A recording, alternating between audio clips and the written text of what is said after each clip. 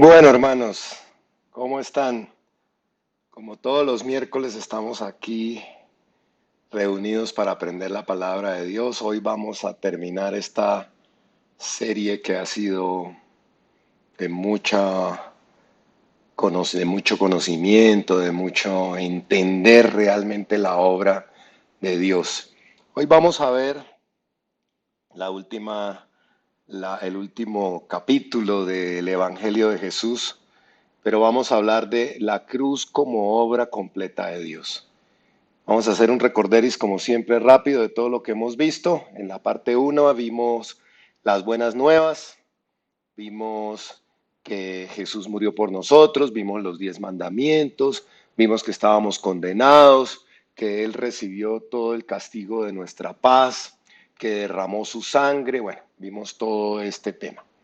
En la parte número 2 entendimos lo que era la justicia de Dios, que era muy importante entender la justicia de Dios. Entonces vimos el principio de doble condenación, ¿se acuerdan? No lo voy a repetir en el idioma porque nunca me lo pude aprender.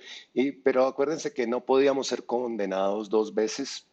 Vimos lo de la deuda en el banco, si ustedes recuerdan que Jesús pagó por todos nuestros pecados, que nada quedó pendiente.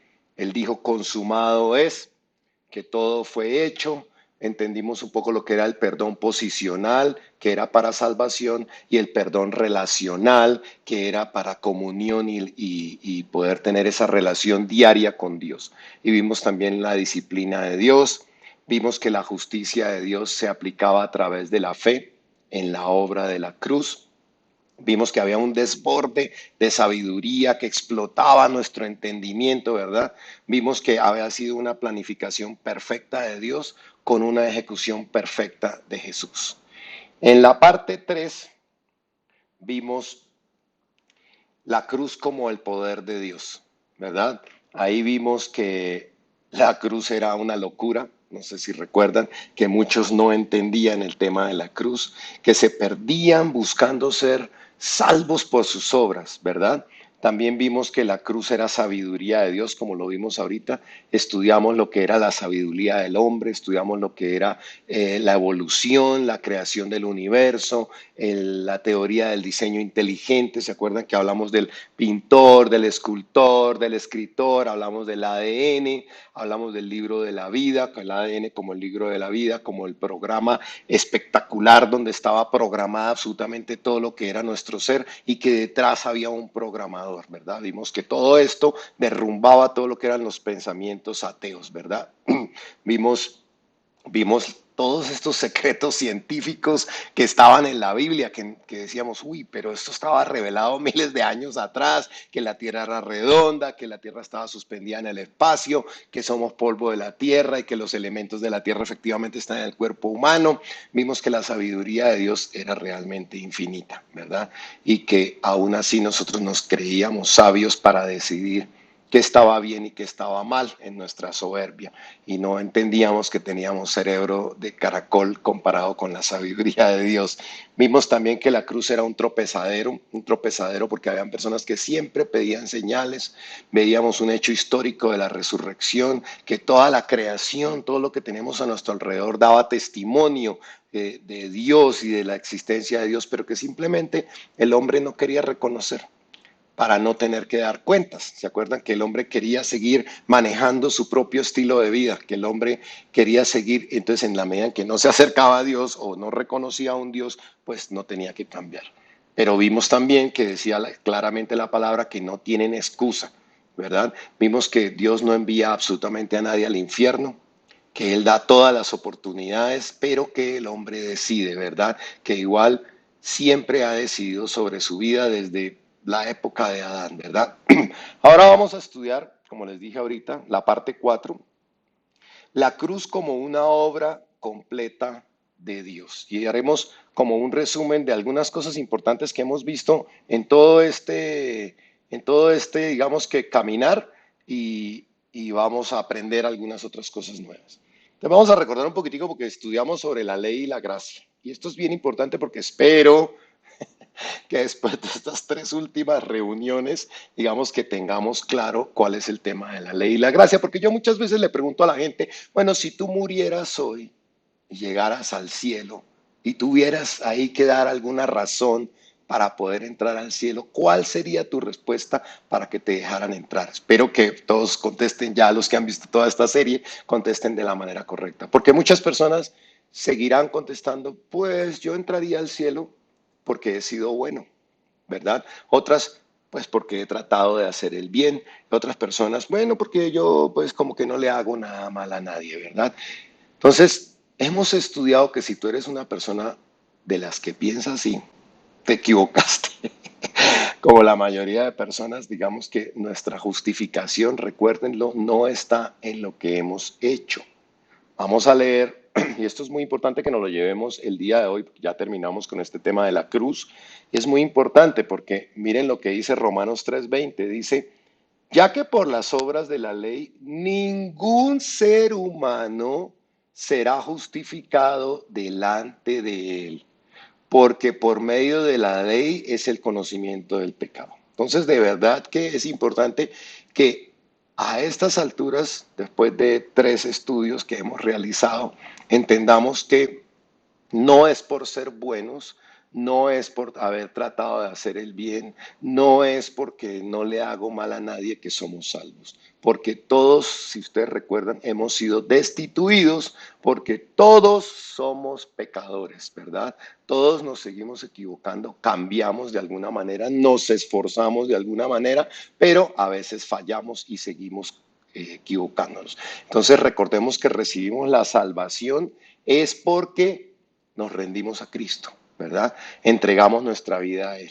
porque Él pagó por nuestros pecados, porque hemos decidido seguirle. Entonces, nada de seguir diciendo que yo voy al cielo porque yo conseguí mi salvación, porque yo soy bueno, porque yo hago mis obras, porque ustedes recuerden todo lo que hablamos de desde Adán y Eva, que eran ellos tratando de justificarse como. No, es porque hay alguien que pagó por mí. Jesús es el único que fue a la cruz. Entonces yo definitivamente tengo acceso a la vida eterna por Jesucristo. Esto es muy importante, no por mí, porque si fuera por mí, no entraría al cielo, al cielo. Y veamos esto porque es realmente muy importante. Miren Gálatas 5, 3 y 4. Dice, de nuevo declaro que todo el que se hace circuncidar está obligado a practicar toda la ley.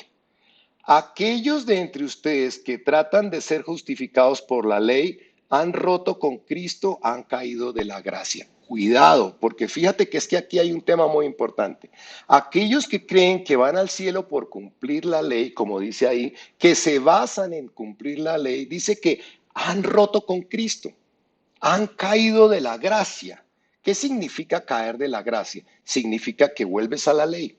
Significa que tendrías que cumplir la ley para ir al cielo. Entonces, cuando uno trata de justificarse por las obras, está desechando a Jesucristo. Cuando tú tratas de justificarte porque tú eres bueno y porque has hecho esto y porque has ayudado a los pobres y porque no sé qué, estás desechando la gracia y es como si le estuvieras diciendo a Dios, hey, mira, ¿sabes qué? Yo no necesito la cruz. Yo puedo salvarme solo. Le estás dando una bofetada en la cara. Tu hijo murió por nada. Prácticamente es lo que le estás diciendo. Entonces tenemos que tener mucho cuidado cuando nos justificamos por la ley. Miremos lo que dice Gálatas 2:21. Dice, no desecho la gracia de Dios. Si la justicia se obtuviera mediante la ley, Cristo había muerto en vano. Fíjate. Esto es muy importante porque las personas que hoy en día están diciendo, por eso les empecé preguntando, ¿qué dirías tú cuando llegaras al cielo? Las personas que hoy en día dicen, no, porque yo he sido bueno, porque yo he cumplido y he tratado y he hecho, por eso puedo entrar. Esas personas están desechando la gracia de Dios, desechando como si Jesucristo hubiera muerto en vano. Y sí, hay que cumplir la ley, tenemos que cumplir la ley. Yo no estoy diciendo que no tengamos que cumplir la ley, pero la ley se cumple como una consecuencia de rendir mi vida a Jesucristo, no como una causa para mi salvación. Y hay una diferencia, no por mí mismo. Mire, yo no puedo alcanzar mi salvación por mí mismo. Eso es importante que lo tengamos claro, ya lo vimos. Necesito de Jesús. Pero una vez me rindo a Jesús, me comporto como un hijo de la luz, ¿verdad? Me alejo del pecado. Es una consecuencia. Si me sigo comportando mal, Si no me importa pecar, entonces quiere decir que no nací de nuevo, no me he arrepentido de corazón, lo he dicho solo de boca, porque acuérdense que el arrepentimiento trae cambio. Acuérdense que vimos en el propósito de las parábolas, en la última, hablábamos del trigo y la cizaña, que están iguales, parecen iguales. Mucha gente dentro de la iglesia todavía confiesa seguir a Jesús, pero solo lo confiesa de boca. Miremos lo que nos dice Primera de Juan 2:19, que habla de que ellos salieron de nosotros porque no eran de nosotros, como Judas. Judas salió de los discípulos porque no era realmente un discípulo. Dice, si hubieran sido de nosotros, habrían permanecido con nosotros, pero salieron para que fuera evidente que no todos son de nosotros. Increíble. Esto lo tenemos que tener claro. Yo quiero que te preguntes el día de hoy, ¿será que estoy engañado? ¿Será que yo me siento que estoy viendo realmente de boca o si estoy cumpliendo? Y esto es muy importante porque si yo fuera, acuérdense que la palabra dice que el corazón del hombre es engañoso, entonces si yo fuera un árbol de mandarina o si yo fuera un árbol y quiero saber de qué soy, pues miro mis frutos y si veo que tengo mandarinas, ah, bueno, soy un árbol de mandarinas. Y si veo que tengo manzanas, ah, bueno, soy un árbol de manzanas. Mira los frutos que estás dando. Si estás dando pecado y no te importa pecar, pues perdóname, pero no eres hijo de la luz. ¿Sí me explico? Mire, un esposo es fiel no porque le está prohibido ser infiel. Y les apuesto que a ninguna mujer le va a gustar o a ningún hombre cuando hablamos de la mujer que fuera infiel, porque la ley los obliga a ser fiel. Entonces, ¿qué tal un esposo? No, es que yo soy fiel porque me toca ser fiel, pero uy, yo cómo quisiera ser infiel. Eso no tiene sentido. Yo soy fiel porque deseo ser fiel. Es una consecuencia de amar a mi esposa. Entonces, es lo mismo con la ley. Uno cumple la ley como una consecuencia de amar a Jesús, porque de nada sirve cumplir la ley si al final no amo a mi esposa. Entonces, soy fiel, pero porque me toca ser fiel. Entonces, cumplo la ley porque me toca cumplir la ley y porque quiero ser salvo. Es que así no funciona, fíjate. ¿Sí ves? Yo me entrego a Jesucristo realmente de corazón y como realmente me he entregado a Él, quiero cumplir la ley. Por eso es que dice que los que siguen pecando y pecando y pecando es que no han nacido de nuevo. No han nacido de nuevo porque no les importa pecar. Entonces se están engañando estas personas, ¿verdad? Cuando nosotros realmente nos rendimos a Jesús, no queremos pecar. Nos duele cada vez que nos equivocamos, ¿verdad? Y no es porque no vayamos al cielo, porque ya vimos lo que era el perdón posicional y el perdón relacional. Pero si nacimos de nuevo, viene ese dolor cuando pecas, ¿verdad?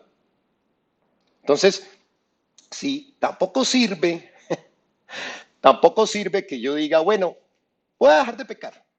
Y entonces dejo de hacer lo malo, pero no me vuelvo a Dios, porque entonces soy un pecador arrepentido, pero no me he vuelto a Dios. Soy como un monje tibetano, podría decirse. O sea, los monjes tibetanos de verdad que nos ganan a nosotros en santidad, eso no hacen absolutamente nada, ya aislados, no hacen nada, no pecan, pero no se han vuelto a Dios. No tienen a Jesús, no se rinden a Jesús, no tienen una comunión diaria con Jesús. Entonces nosotros tenemos que arrepentirnos, cambiar de rumbo, dejar de pecar, pero dar 180 grados y coger en dirección contraria para de verdad acercarnos y rendirnos a Jesús. Entonces lo primero, la ley y la gracia. Lo segundo, Jesús vino a traer, acuérdense, libertad a los cautivos. Vamos a leer Lucas. Lucas 4:18 dice, el Espíritu del Señor está sobre mí, me ha ungido para proclamar buenas noticias a los pobres, me ha enviado a proclamar libertad a los cautivos, a dar vista a los ciegos y a poner en libertad a los oprimidos. Vamos a estudiar esta cita en los tres siguientes. Entonces, libertad a los cautivos. ¿Qué es una persona cautiva? Es una persona que cae prisionera, generalmente como resultado de una guerra. Es una persona esclava, desterrada, confinada o presa. ¿Sí? Entonces, mire, varias cosas aquí. Nosotros Antes de rendirnos a Jesucristo, fuimos llevados presos. Somos esclavos del pecado. Estábamos obligados a pecar por esa ley de la carne que tenemos, ¿verdad? Pero una vez venimos a la luz, somos libres, somos liberados. Hay libertad para nuestra vida.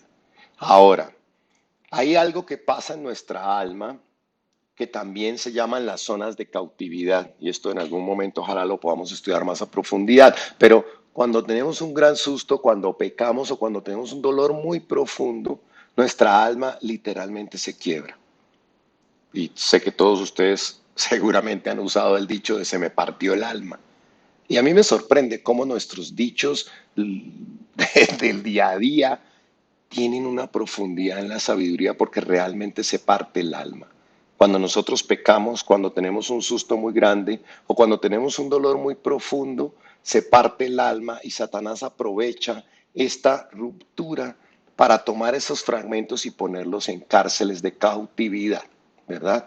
Y esto lo podemos ver cuando, por ejemplo, ustedes han vivido de pronto alguna situación en el pasado muy traumática que les marcó, realmente se sienten que se les partió el alma y 15 años después se enfrentan nuevamente a una situación similar y sienten literalmente como si uno se transportara a ese instante hace 10 años. Y eso sucede porque parte de nuestra alma que se fracturó, que se partió en ese momento, Satanás la ha aprovechado para ponerla cautiva. Y entonces cuando nos enfrentamos a estas situaciones, volvemos a ser transportados a ese momento, ¿verdad? O por ejemplo, las personas que tienen demasiado miedo a las mariposas o algo así, que ven una mariposa y se descomponen, es porque hay un evento traumático de su niñez en donde tuvo algo que ver con ese tipo de animal, que tan pronto la persona hoy en día, así sea adulta, 20, 30, 40 años después, se enfrenta a la misma situación, la persona se siente transportada literalmente a ese instante. Y es porque una fracción de su alma está realmente cautiva. Entonces, estamos aquí, pero estamos allá. Cuando pecamos, cuando tenemos relaciones sexuales antes del matrimonio, nuestra alma a través del pecado se va fraccionando y se va compartiendo el alma. Por eso cuando las personas se separan, hay un dolor tan grande y se extraña tanto a la otra persona porque se ha compartido el alma. Por eso dice la palabra que no debemos tener relaciones sexuales antes del matrimonio porque se van volviendo un solo ser, se van uniendo y por eso cuando las personas después tienen una ruptura, porque no es la persona con la que terminaron casados, pues cada uno se va con fragmentos de alma en el lado del otro, ¿verdad? Eso significa estar cautivo, tener una, por un lado, haber sido llevado preso de la manera en que estábamos esclavizados del pecado y por otro lado, una vez también hemos sido libres cuando Satanás aprovecha el pecado tuyo, los errores tuyos, el dolor profundo que te causan para tomar esa partecita de alma que se fraccionó y ponerla en cárceles, ¿verdad? Es como que literalmente estamos aquí, pero él puede atacarnos, él puede atacar nuestra alma a través de esa cárcel, ¿verdad? Esto se puede librar a través de mucha oración, a través de la sangre de Cristo, a través de ayuno, podemos ser libres de toda esta cautividad. Espero en algún momento poder enseñarles un poco más sobre esto. Bueno, vamos a ver qué más dice. Dice que también vino a traer vista a los ciegos. Volvamos a leer el mismo capítulo de Lucas. Dice, el Espíritu del Señor está sobre mí, me ha ungido para proclamar las buenas nuevas, me ha enviado a proclamar libertad a los cautivos, a dar vista a los ciegos, ¿verdad? ¿Y qué es estar ciego? Todos lo sabemos. ¿Qué es estar ciego? Pues es no poder ver. Pero desde el punto de vista espiritual, ¿qué es estar ciego? Pues no vemos la verdad. No vemos la verdad de las cosas espirituales, cosas que pasan enfrente de nosotros y nosotros no nos damos cuenta que el enemigo nos está engañando, no nos damos cuenta. No podemos ver lo que sucede. Es como cuando miramos una discusión entre dos personas y solo miramos la carne y no nos damos cuenta que nos enseña la palabra en Efesios que no tenemos lucha contra carne y sangre, sino contra entidades espirituales. Y entonces es cuando no podemos ver eso, estamos ciegos. O por ejemplo, han visto ustedes como cuando alguien está siendo engañado por su pareja, literalmente engañado por su pareja, ¿verdad? Y el amor lo hace ciego y uno dice, pero ¿cómo no puede ver que lo están engañando y lo están tratando mal? Y el amor lo hace ciego. Lo mismo nos pasa a nosotros cuando aún estamos ciegos porque no hemos recibido el Espíritu de Dios, ¿verdad? Entonces, cuando recibimos a Jesús en nuestro corazón, cuando viene el Espíritu Santo y nos bautiza, nos devuelve la visión, nos abre los ojos, no solo para entender el mundo donde vivimos y todo lo que sucede en el reino espiritual, que aunque no lo vemos con nuestros ojos naturales, nos abre los ojos espirituales y entonces ahora podemos ver todas las cosas que están sucediendo detrás en el mundo espiritual. Lo que Satanás nos hace, las pruebas que nos pone Satanás para que caigamos, empezamos a poder discernir, no, esto es una prueba, que Satanás quiere que yo caiga, ¿verdad? Pero no solo eso, cuando recibimos el Espíritu de Dios, recibimos nuevamente la visión de para dónde vamos, por qué estamos en la tierra, cuál es el propósito de tu vida. O tú eres de los que todavía piensa que viniste aquí a crecer, comer, dormir, hacer una carrera, hacer dinero y morir. Sí, ese no es el propósito de nuestra vida. Dios tiene un propósito con cada uno de nosotros. Entonces, cuando recibimos el Espíritu Santo, cuando permitimos que el reino de Dios crezca dentro de nosotros, Dios nos devuelve la visión. Nos devuelve la visión para qué estamos acá, cuál es nuestro objetivo, cuál es el propósito de mi vida. Nos permite ver en medio de las circunstancias, en medio de los problemas, cuáles son las soluciones. Nos permite ver que Él está en control, ¿verdad? Entonces, donde antes había desilusión, donde antes había desesperación, donde antes había angustia, ahora hay paz, ahora hay entendimiento, ahora hay tranquilidad, ahora hay gozo, ¿verdad? Vemos restauración donde antes solo veíamos muerte, ¿verdad? Jesús nos devuelve esa esperanza, Jesús cambia absolutamente nuestra manera de vivir, por ejemplo. Vemos el valor real de las cosas, porque cuando nosotros nacemos y vivimos en el mundo es como si nos hubieran inyectado un virus. Y entonces estamos con ese virus en la mente, poniéndole valor a todo lo que la sociedad le pone valor. Pero cuando recibimos el Espíritu de Dios, se abre nuestra mente, entendemos cuáles son las cosas primordiales, entendemos que por encima del trabajo, por encima del dinero, está la familia, está Dios, está la familia, están las cosas de Dios. Las cosas que antes nos parecían aburridas y despreciábamos cosas que, ay, no, qué pereza esto, qué pereza aquello. Le damos una reorganización a las prioridades de nuestra vida. Todo eso sucede cuando Jesús abre nuestra visión, cuando dejamos de ser ciegos, ¿sí? Miremos lo que nos enseña Filipenses 3:8. Dice, y a decir verdad, incluso estimo todo como pérdida por la excelencia del conocimiento de Cristo Jesús, mi Señor. Por su amor lo he perdido todo y lo veo como basura para ganar a Cristo. Mire, nos empezamos a dar cuenta cuando el reino de Dios empieza a crecer dentro de nosotros, nos empezamos a dar cuenta, como dice ahí, estimo todo como pérdida por conocer a Jesucristo. Cuando realmente el reino de Dios está creciendo dentro de ti, tú ya no valoras las cosas materiales, lo que hacías antes. No, ahora es el conocimiento de Cristo. Ahora quieres aprender la palabra, ahora quieres que te enseñen, ahora quieres otras cosas. Dios te abre la visión. Y dice Pablo, dice, por su amor lo he perdido todo y lo veo como basura para ganar a Cristo. O sea, Pablo entendía que todo lo que hay en la tierra, que todo lo que es terrenal, que todo por lo que la sociedad corre hoy en día para lograr, es basura. Y es basura porque es temporal, porque es terrenal. En estos días les dejé un video en el grupo de células donde hay una persona que explica la eternidad con una soga y muestra un pedacito rojo y dice, mire, ustedes se esfuerzan por este pedacito rojo, quiero vivir acá, quiero lograr esto aquí para vivir feliz, este pedacito. Y se olvidan del resto de la soga, del resto de la cuerda, que es la eternidad.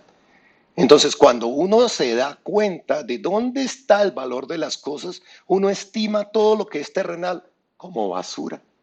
Porque realmente todo esto pasa, 30, 40, 50 años, y pasa. ¿Cuántos años te quedan de vida aquí en la tierra? ¿Cuántos años son la eternidad? ¿1000, 2000, 3000, 20.000 años? La eternidad es un concepto que a veces nunca pensamos.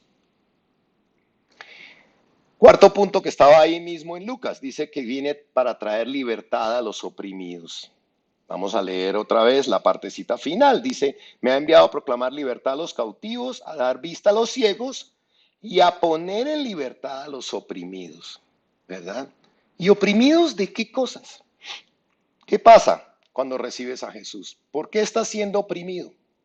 ¿Verdad? Entonces yo veía que hay personas que realmente viven en angustia, que no tienen paz en su vida, viven en preocupaciones, tienen miedo a la muerte, miedo a lo que pueda suceder, a las enfermedades, otros viven sumidos en la tristeza.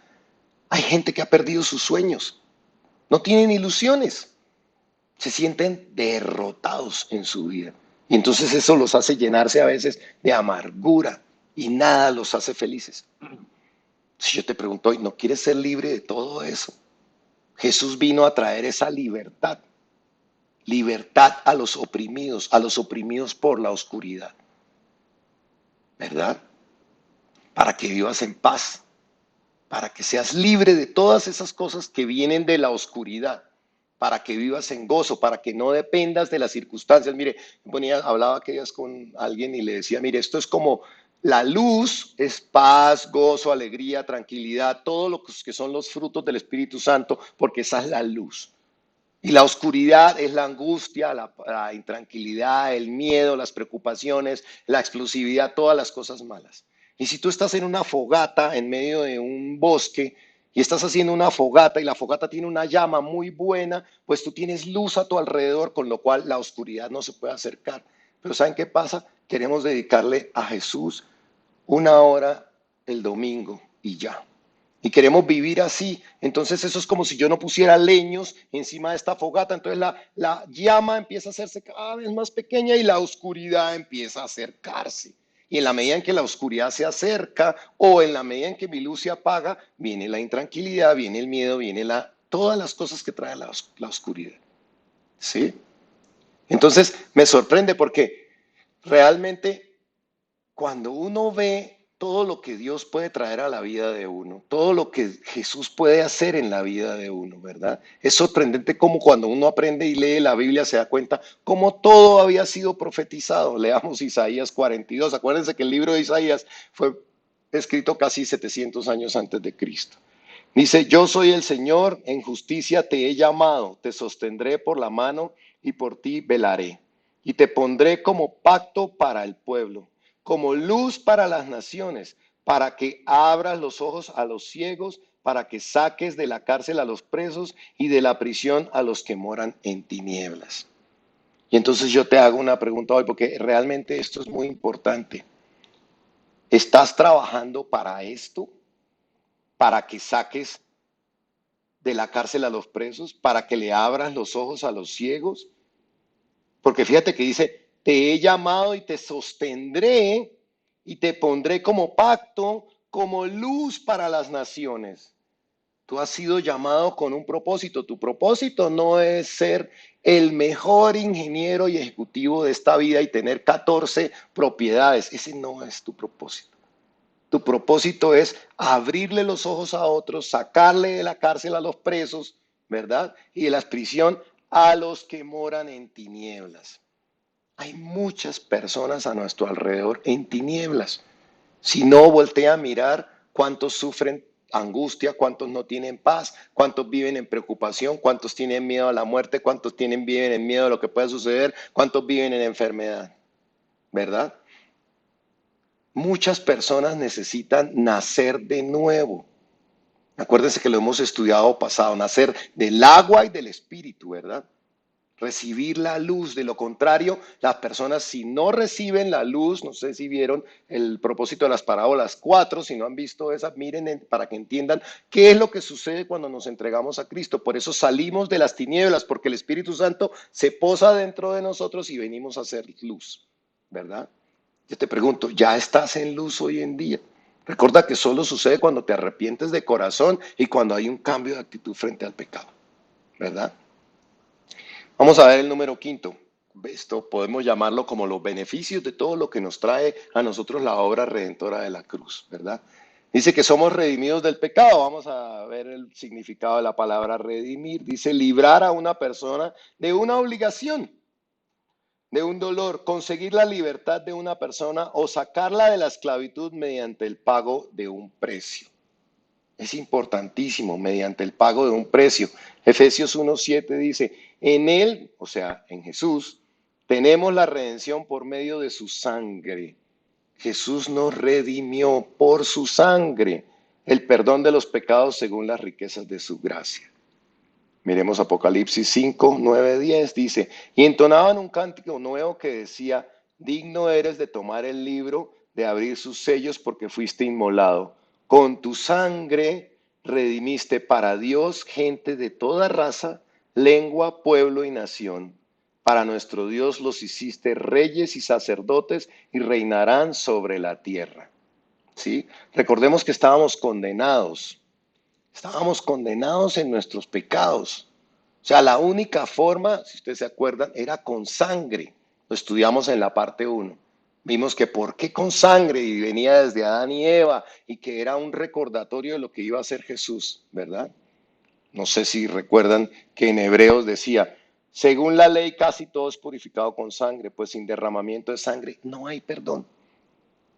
Entonces, si recordamos todos los sacrificios que hacía el pueblo de Israel hasta que llegó Jesucristo, era para el perdón de los pecados y por eso hablábamos que él era llamado el Cordero de Dios. Punto 6. Somos trasladados del reino de las tinieblas al reino de la luz. Estos son los conceptos que yo quiero que hoy, después de todas estas 4 estudios, se lleven muy claros. Colosenses 1:12 dice, con gozo, dando gracias al Padre que nos hizo aptos para participar de la herencia de los santos en luz, el cual nos ha librado de la potestad de las tinieblas y trasladado al reino de su amado Hijo. Fuimos trasladados, pero fíjense que dice ahí que nos hizo aptos, ¿verdad? Y ser aptos es ser capaces de participar. Gracias a Jesús somos capaces de participar en la herencia de los santos de la luz. Pero hay que entender que ser apto no significa haberlo logrado ya, ¿verdad? Depende de nosotros el participar, ¿verdad? Siempre depende de nuestra decisión, siempre depende de nuestra voluntad, depende de nosotros mismos, de lo que nosotros mismos decidamos. ¿Saben por qué? Porque es que Dios no quiere hijos robot. Pues si no nos hubiera puesto como un robot de cuerda que hagamos y hagamos. Dios quiere que lo amemos por decisión propia. A nadie le gusta que lo amen ni por interés, ni porque les toca estarse al lado de uno. Y por eso tenemos que decir, yo quiero rendirme. Entonces, cuando decimos yo quiero rendirme a ti, somos librados de las potestades, de las tinieblas y somos trasladados al reino de la luz. Pero solo cuando lo recibimos, no sucede antes. Antes somos aptos, ¿verdad? Jesús murió en la cruz por todos, pero solo los que le reciben son trasladados. No es que como Jesús murió en la cruz por todos, entonces ya todos estamos en la luz. No, no, así no es. Número 7.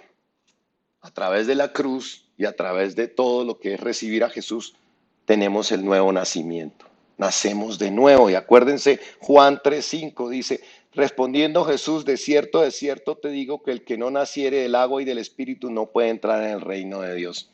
Esto lo hemos visto, lo hemos estudiado en los capítulos anteriores. Nosotros somos un espíritu que tiene un alma y que vive temporalmente en un cuerpo. Entonces, antes de recibir a Jesucristo, esto estaba separado de Dios, ¿verdad? Veamos cómo lo expresa Efesios. Dice, y Él os dio vida a vosotros que estabais muertos en vuestros delitos y pecados, ¿verdad? Recordemos, estábamos muertos en el Espíritu, ¿verdad? Nuestro espíritu había nacido corrupto a causa de la rebelión inicial y del pecado, ¿verdad? No teníamos comunicación con Dios. Y entonces me sorprendía cuando yo estudiaba los evangelios de Jesús, de cómo sucedieron las cosas, de que Jesús llegó. Mire cómo sucedieron las cosas en los tiempos de Jesús. Veamos un poquito la cronología de cómo sucedieron las cosas. Primero vino Juan el Bautista. Y Juan el Bautista bautizaba en agua en el río Jordán para el arrepentimiento de los pecados. Y eso se llamaba el bautizo en agua. Pero acuérdense que él estaba preparando el camino. O sea, antes de que viniera Jesús, tenían que ir a bautizarse en agua para el arrepentimiento de los pecados. Entonces, lo primero, y ahora lo vamos a ver, que hacía en esa época, vino Juan para el arrepentimiento, para el bautizo en agua. Luego Jesús viene y se presenta como el Cordero de Dios. Entrega su vida y muere en la cruz, ¿verdad? Jesús asciende al cielo y nos envía el Espíritu Santo en Pentecostés. Si ustedes recuerdan, el Espíritu Santo llega en Pentecostés y todos fueron llenos del Espíritu Santo. Y me sorprende cómo eso se aplica a lo que sucede, lo mismo sucede con nosotros. Lo primero que tengo que hacer es bautizarme en agua. No puedo recibir el Espíritu Santo en la misma cronología que acabamos de ver. No puedo recibir el Espíritu Santo si no me he arrepentido, si no soy bautizado en agua, ¿verdad? Si me arrepiento de mis pecados o si no quiero dejar mi vida pasada, me quedo ahí. Soy un pecador arrepentido, soy un monje tibetano, ¿sí? No he nacido de nuevo y volveré a caer en pecado, ¿verdad? Luego me tengo que rendir a Jesús. Acuérdense, Jesús apareció y fue a la cruz. Me tengo que rendir, tengo que aceptar su sacrificio, tengo que rendirme a Él, reconocer lo que Él hizo en la cruz. Por eso es tan importante esta serie que hemos venido estudiando, porque para cualquier seguidor de Cristo, cristiano, de la religión que sea, acuérdense que yo hablo que cristianos somos los seguidores de Cristo, esto tiene que ser muy claro porque es que la cruz es la obra magnífica que Él vino a hacer. Es la sabiduría de Dios. Entonces, recibo a Jesús como punto dos, como mi Salvador, como quien pagó por mis pecados, y luego recibo el Espíritu Santo. Recibo el Espíritu Santo, mi espíritu es regenerado, mi espíritu se une con el Espíritu Santo, me reconecto con Dios y ahora tengo vida dentro de mí. Hay vida en mi espíritu, ¿verdad? Porque por fuera todo parece igual, yo me veo igual, Julio, te ves igual, pero por dentro tu ser ya tiene el Espíritu Santo, ¿ves? Por eso soy renacido. Veamos Juan 3:6. Lo que nace de la carne, carne es, y lo que nace del espíritu, espíritu es. Entonces, miren, solo cuando nos unimos con el Espíritu Santo, después de habernos arrepentido, después de haber recibido a Jesús como nuestro Señor, después de haber aceptado el sacrificio de la cruz y recibimos el Espíritu Santo, solo ahí nuestro espíritu es regenerado. Y mire que dice que lo que es nacido de la carne, carne es. Nosotros somos nacidos de nuestros padres y son carne. O sea, nosotros somos nacidos como carne. Y hasta que no nacemos del Espíritu, no somos hijos de Dios. Contrario a lo que muchos piensan, que todos somos hijos de Dios, no todos somos hijos de Dios. Solo los que son nacidos del Espíritu son espíritu. Antes somos carne. Y fíjense ustedes, me sorprende, ahí habla una E mayúscula del primer espíritu, se está refiriendo al Espíritu Santo. Y una E minúscula se está refiriendo a tu espíritu. ¿Sí? Entonces, mientras tú no recibas el Espíritu Santo, no eres nacido de nuevo, no eres hijo de Dios, eres nacido de la carne.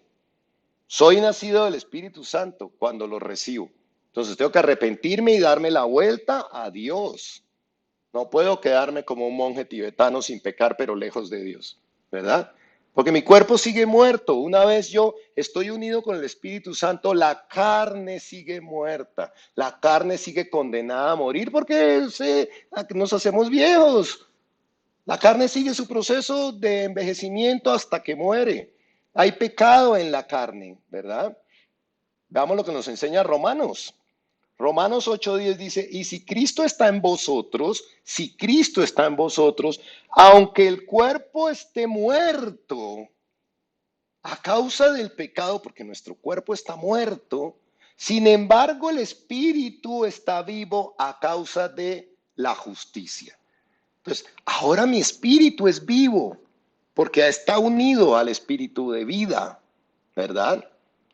Y ahora mi espíritu tiene que empezar a gobernar mi alma, mis comportamientos, y tiene que empezar a gobernar mi carne. No puedo dejarme llevar por los deseos. No puedo ser como un caballo desbocado o como un perrito que no controla sus emociones, ¿verdad? Mi espíritu tiene que gobernar mis emociones, mis pensamientos, mi carácter, y tienen que gobernar la carne. Tiene que gobernar las diferentes áreas de mi vida, pero yo ya tengo vida espiritual. Entonces probablemente cuando tú naces de nuevo, al principio no lo sientes, pero luego se tiene que empezar a ver en tu carácter. Se tiene que empezar a ver en cómo piensas, se tiene que empezar a ver en cómo actúas y tienes que empezar a gobernar tu carne. Es importantísimo. Octavo, somos hechos hijos de Dios a través de Jesucristo. Vamos a retroceder un poco porque les dije ahorita, supongamos antes de nacer de nuevo, ustedes me dirán, y hay mucha gente todavía que, ¿cómo así? Es que no todos somos hijos de Dios. No todos somos hijos de Dios, solo los que son nacidos del Espíritu son hijos de Dios. Porque también dice la palabra que tenemos que recibir primero a Jesús para ser hechos hijos de Dios. Miremos lo que nos enseña Marcos. Aquí me sorprende porque mire, dice, y les dijo, aquí le está diciendo Jesús al final, vayan, vayan por todo el mundo y prediquen el evangelio. Pero fíjense ustedes, ¿a quién les manda a predicarle el evangelio? Dice a todos los hijos de Dios, a toda criatura. Jesús se refiere a los seres humanos como criaturas, porque no todos conocen el evangelio. No habla de que prediquen el evangelio a todos los hijos de Dios, porque no todos son hijos de Dios. Aún hay personas en este mundo que no han recibido el Evangelio en su vida y que no han recibido el Espíritu Santo, con lo cual aún están en tinieblas y no son hijos de Dios, no han nacido de nuevo. Y nos deja tarea, ¿sí ves? ¿Qué nos dice? Que vayamos por el mundo y prediquemos el Evangelio, no nos podemos quedar callados, ¿verdad? Pero aquí involucra nuevamente la voluntad de las personas. Nosotros podemos ir, compartir el Evangelio, las personas pueden ir, oír el Evangelio, pero nada sucede solo por oírlo. Hay que recibirlo, hay que obedecerlo, debe existir un cambio en mi vida. Veamos el significado de recibir. Dice, tomar algo que se le da, tomar conocimiento de algo que le comunican, aceptar, admitir y acoger. Y no hablo de recibir una religión, hablo de recibir a Jesús, de aceptarlo. Necesito aceptarlo, admitir su manera de vivir, admitir sus mandamientos, admitir sus enseñanzas. Si yo digo, mi Señor Jesucristo, Él es mi Señor, yo soy su siervo, pero si yo no hago caso, no soy su siervo y Él no es mi Señor. ¿Sí? Y me sorprende mucho cuando predicamos todos estos, vemos los salmos y que decimos tantas cosas que hay en los salmos. El Señor es mi pastor, nada me faltará. Sí, pero yo te pregunto, ¿es tu pastor? ¿Te dejas pastorear? Porque si tú dices, el Señor es mi pastor, pero yo no soy una oveja, sino soy una cabra, que me voy y no hago lo que yo quiero, pues no es mi pastor. Entonces todo, siempre decimos, el Señor es mi pastor, nada me faltará, pero soy oveja, es mi pastor el Señor, ¿verdad? Entonces, cuando nos centramos en la religión, cuando no tomamos las enseñanzas de Jesús, sino tomamos es una religión, pues nos volvemos religiosos, ¿verdad? Y terminamos rechazando a Jesús. Veamos lo que dice, a lo suyo vino y los suyos no le recibieron. Muchos lo rechazan. Las personas lo rechazan cuando no quieren oír el evangelio. Las personas lo rechazan cuando se vuelven religiosas, cuando no tienen una relación con Jesús, sino tienen una religión. Recuerden los judíos. Tenían todas las leyes de Dios, se conocían todas las enseñanzas de Moisés, pero rechazaron a Jesús, rechazaron sus enseñanzas, porque querían aplicar la religión y la ley de Moisés, no lo que Jesús les estaba enseñando. Yo te invito hoy a que te concentres en Jesús. Sigue a Jesús, no sigas una religión. Puedes estar en cualquier religión, si eres católico, cristiano, evangélico, bautista, donde sea, pero sigue a Jesús. Sigue a Jesús. Y entonces, ahora sí con el Espíritu Santo dentro de nosotros, cuando estamos unidos al Espíritu Santo, ya somos hijos de Dios, ¿verdad? ¿Y qué sucede cuando ya tienes el Espíritu Santo? Pues dice Romanos 8:16 que el Espíritu mismo, o sea, el Espíritu en mayúscula, el Espíritu Santo mismo le da testimonio juntamente con nuestro espíritu. ¿Da testimonio de qué? De que somos hijos de Dios. Entonces, el Espíritu, está hablando el Espíritu de Dios, juntamente con mi espíritu, cuando están juntamente, dan testimonio de que somos hijos de Dios. Vamos a mirar el significado de testificar. Es afirmar o declarar a alguien asegurando su veracidad, probar una cosa mediante testigos. ¿Sí? Entonces da testimonio conjuntamente. ¿A quién le da testimonio? A todo el mundo espiritual. Testificamos juntamente los dos, su espíritu, el espíritu de Dios, con mi espíritu, que ahora somos hijos de Dios ante todo el mundo espiritual. Ahora todo el reino espiritual nos identifica como hijos de Dios. Mientras no seamos hijos de Dios, estamos en tinieblas. Seamos buena gente o monjes tibetanos o lo que sea. Necesito tener el Espíritu de Dios para que todos me reconozcan como hijo de Dios. Si no, podré ser el monje más tibetano y buena gente de la tierra, pero si no tengo el Espíritu de Dios, no soy hijo de Dios. Así es sencillo. Punto 9. Cuando tenemos el Espíritu de Dios, pues ya somos guiados por el Espíritu Santo. Veamos qué nos enseña Romanos 8:14. Dice, porque todos los que son guiados por el Espíritu de Dios son hijos de Dios. Entonces fíjate que no todos son hijos de Dios, porque el señor hindú que tiene 6 millones de dioses, o el señor que cree en Alá y que no creen en Jesucristo y no han recibido a Jesucristo, pues no tienen el Espíritu de Dios. Entonces no son hijos de Dios. ¿Verdad? Ahora, cuando tenemos el Espíritu de Dios habla a nuestro espíritu, traemos revelación, somos guiados por el Espíritu Santo. El Espíritu Santo nos habla a nuestro espíritu y nuestro espíritu le habla a nuestra mente y entendemos los planes de Dios. Recibimos el consejo. ¿Se acuerdan los 7 espíritus o las 7 manifestaciones del Espíritu de Dios? El espíritu de consejo. Dios nos muestra qué hacer. Ya no Dios nos muestra para no actuar como antes. Somos guiados a comportarnos de una manera diferente. Empezando por la revelación de la palabra, ¿verdad? Punto 10. Ahora puedo adorarle. Veamos qué nos enseña Juan 4:24. Dice, Dios es espíritu y es necesario que los que le adoren en espíritu y en verdad.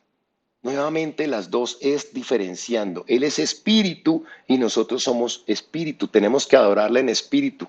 Solo lo puedo adorar cuando estoy unido al Espíritu Santo. Y probablemente durante muchos años de tu vida hayas tenido las ideas que tú crees o te enseñaron de cómo adorar a Dios. Pero si no tienes el espíritu y no estás adorando en espíritu, estás adorando con el alma. Tú estás buscando cómo a comunicarte con Dios con el alma, pero dice claramente que solo a través del Espíritu. No puedes realmente adorar a Dios hasta que no has nacido de nuevo. No puedes hacerlo porque estarás intentando hacerlo con el alma. Y Dios es espíritu. No puedes comunicarte con Él con el Espíritu. Número 11. Somos transformados a la imagen de Cristo. En la medida en que tengo comunión con Dios, tengo contacto con su palabra, fortalezco mi relación diaria, soy luz, la semilla de la palabra de Dios es sembrada en mí, empieza a crecer el reino de Dios dentro de mí, empiezo a ser transformado cada vez más porque mi finalidad es parecerme a Cristo. Yo tengo que reflejar el carácter de Cristo.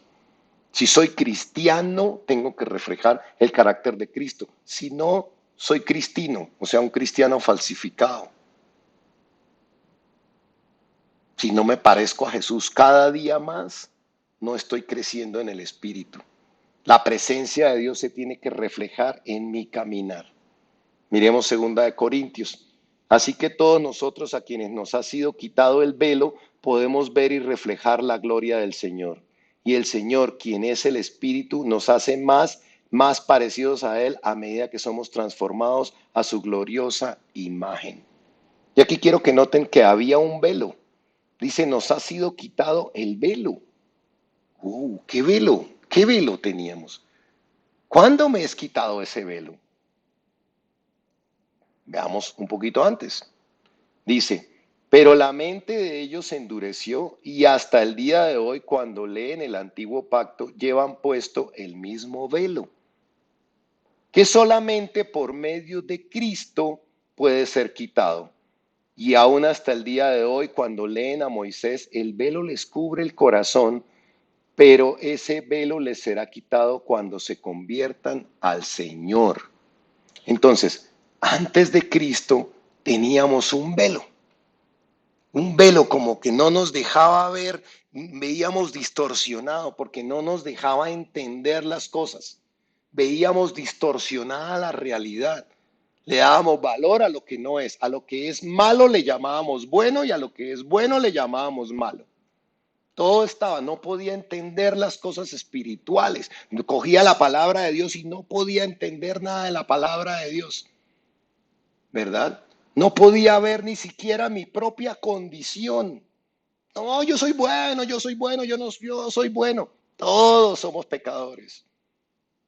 Todos le fallamos al Señor todos los días. Si tú no encuentras algo diariamente, cuando en tu oración y tu devocional de la mañana no encuentras algo en lo que le fallaste al Señor o en la noche en lo que le fallaste al Señor en el día, es porque ese velo no te deja ver todos los errores que tenemos.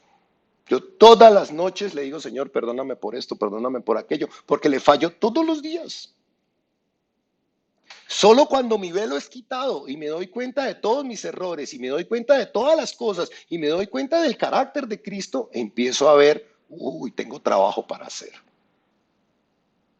En tu día, la mejor, mire, cuando discutes con alguien, cuando cualquier cosa, la mejor manera es de mirarte con Cristo. Bueno, ¿qué haría Cristo aquí? Siempre perdemos el año. Porque tenemos que reflejar el carácter de Cristo. ¿Sí? Entonces, cuando ese velo es quitado, podemos reflejar. Porque si tú no te das cuenta de las cosas que tenemos que cambiar, si yo no me doy cuenta de lo que tengo que cambiar, no puedo cambiar. Entonces, hasta que ese velo no es quitado y yo leo la palabra, entiendo y digo, wow, todo esto tengo que cambiarlo. Tengo que modificar esto, tengo que modificar mi carácter, tengo que modificar hasta cómo pienso, tengo que ser transformado en mis pensamientos. Y por último, lo más maravilloso, tenemos vida eterna. Tenemos vida eterna. Todos sabemos que Jesús resucitó al tercer día. Jesús no pudo ser retenido por la muerte. Entonces, si morimos junto con Cristo, seremos resucitados junto con Él. Miremos 1 Tesalonicenses 4:14. Dice, así como creemos que Jesús murió y resucitó, así también Dios levantará con Jesús a los que murieron en Él. Y el tema es que pensamos en el cielo como algo extraño y lejano, algo que está por allá no sé dónde. Pero no sé si recuerdan, en Apocalipsis habla que en el milenio, ahora después de que terminemos la gracia, que ya estamos en los últimos tiempos, voy a empezar una serie sobre las dispensaciones de la Biblia, muy interesante para que entendamos los tiempos en los que estamos viviendo. Dice la palabra que Jesús, cuando sea la segunda venida, vendrá a gobernar por 1000 años aquí en la tierra, junto con su iglesia, que somos nosotros. O sea, vamos a pasar 1000 años aquí en la tierra, mientras es todo su gobierno. Luego de estos 1000 años viene el juicio del gran trono blanco y después sí viene la eternidad. Entonces no pienses que vas a vivir, quién sabe, para una atmósfera rara. Sí, obviamente la tierra será transformada, pero viviremos aquí en la tierra por lo menos por los próximos 1000 años, donde todo empezó, donde era el Edén, como todo fue planeado al principio, ¿verdad? Entonces yo te invito a que hoy te preguntes, ¿dónde quieres realmente pasar tu futuro? Porque estás aquí en este cuerpo de manera temporal, empezando por los 1000 años que les acabo de decir, ¿verdad? Y después la eternidad. Cristo es el único que te resucitará. Los que murieron en Él. Tenemos que morir en Cristo.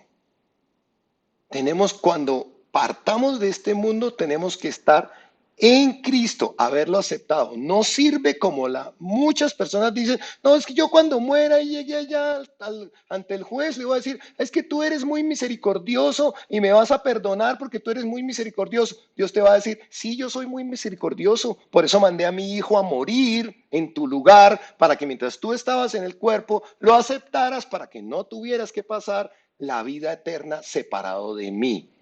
Pero no es ya cuando estás aquí delante del juez. Tienes que aceptarlo mientras estás en vida. Y es que Dios sabe, y hay algo muy importante, Dios sabe que si tú no quieres pasar tiempo con Él ahora, no vas a querer pasar tiempo con Él en la eternidad. Entonces hoy, llévate este mensaje, reconcíliate con Dios, no desperdicies la cruz que es poder y sabiduría de Dios, ¿verdad? Quería traerles este mensaje, esta serie de estas, espero que hayamos podido entender lo que es la cruz, hayamos podido entender la maravillosa obra que Dios planificó para que fuéramos salvos, pero solo aplica si te rindes mientras estás aquí.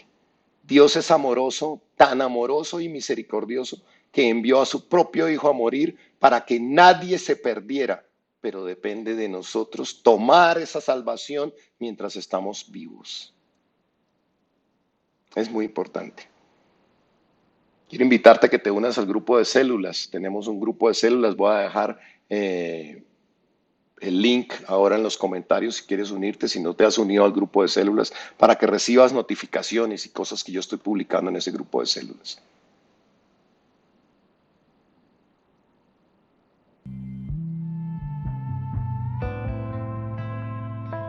Vamos a orar, como siempre terminemos con una reflexión.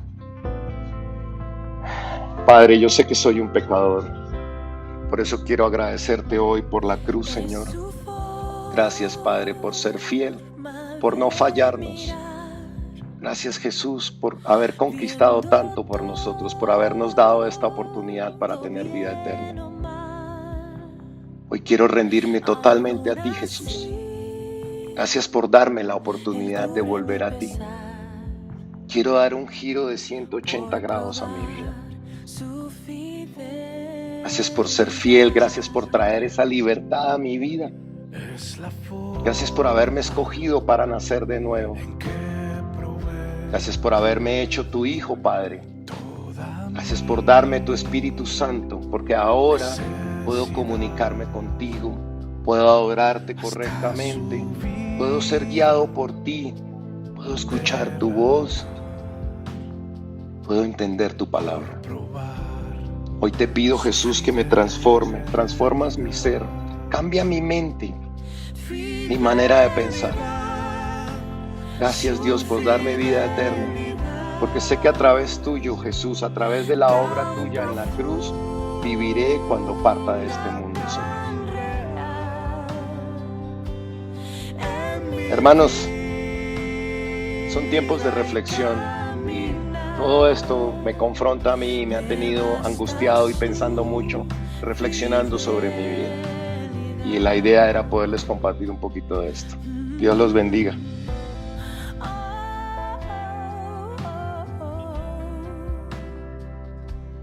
Es su forma de cuidar cada paso en mi andar, no importando a dónde llevará, por probar su fidelidad. Fidelidad, su fidelidad, tan profunda, tan real, en mi vida y caminar, me basta su fidelidad, me basta su fidelidad.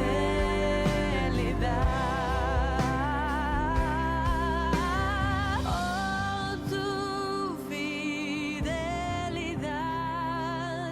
oh, tu fidelidad, cada momento la veo en mí. Nada me falta, pues todo provees. Gracias.